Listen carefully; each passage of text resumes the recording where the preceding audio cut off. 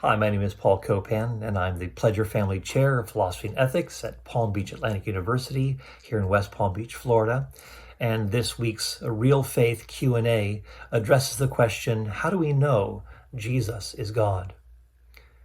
Well, for one thing, the Jesus of the Bible is far different from any other world religious leader, Muhammad, Buddha, Confucius, and so forth. Jesus says and does things that no other world religious leader would have said and done.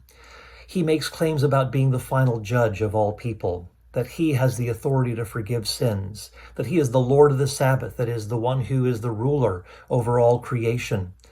He doesn't say that this is the truth. He's saying, I am the truth.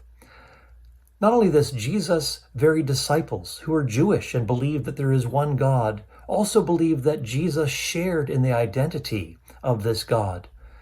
God alone creates, God alone saves, God alone rules. But Jesus is the one who is seen as also the creator.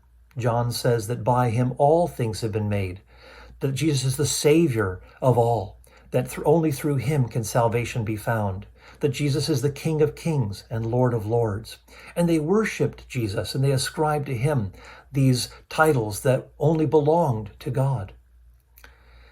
But not only this, Jesus' enemies also believed that Jesus was saying and doing things that could only be attributed to God, and they said that this was blasphemous, and they accused him of doing things by malicious powers and not the power of God. In John chapter 5, these religious leaders picked up stones to stone Jesus, and they said, Jesus said, why are you picking up stones to stone me? What works have I done that lead to this? And they said, it's not any of your miracles that you've done, but you, a mere man, are making yourself out to be God. So they believed very strongly that Jesus was making claims that put him in the place of God. But of course, people can make claims all that they want, but the question is, how are those claims vindicated? How are they justified? How are they proven right? Well, unlike any other world religious leader, Jesus' body was brought back from the dead. God raised Jesus from the dead, vindicating those claims to stand in the place of God.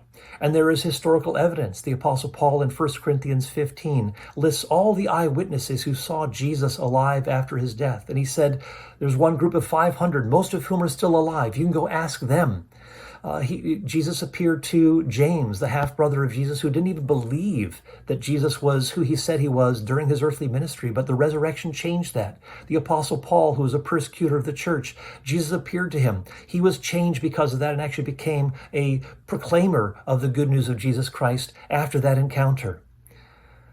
Everybody is looking for something, some meaning, some purpose. And a lot of people actually they like to quote Jesus. They like to appeal to his authority because he has widespread credibility. The Christian faith is checkable. It's open to investigation. And I encourage you to do that if you haven't already. But that's all we have time for. But I'd encourage you to check out any resources that might be helpful in this regard. But thanks for listening. If you found the video helpful, share it with a friend, subscribe to the Community of Hope YouTube channel, or visit their website. But thanks very much for joining us.